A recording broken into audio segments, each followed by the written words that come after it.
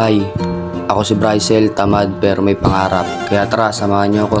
At dyan nga maghilamos na ako ng aking muka, ayan. Tapos kinuha ko na rin yung pangmumog, nagmumog na ako. Dyan nga patapos na ako magmumog, ayan.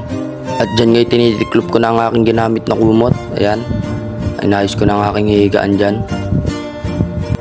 At dyan nga nagwalis na ako, ayan. Makikita nyo naman.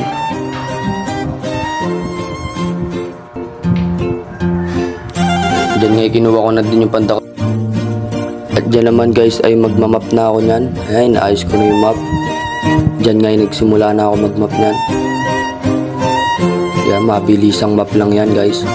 Diyan ay tapos na rin agad ako magmap. Diyan naman ay magliligpit na ako. Ayan, liligpitan ko na ang aming mga plato. Makikita nyo naman, iluluglugan ko na mga plato. At dyan nga guys ay tapos na ako magligpit ng plato. Kita nyo naman ang linis na ulit ng lababo. Ayan, tapos na ako dyan.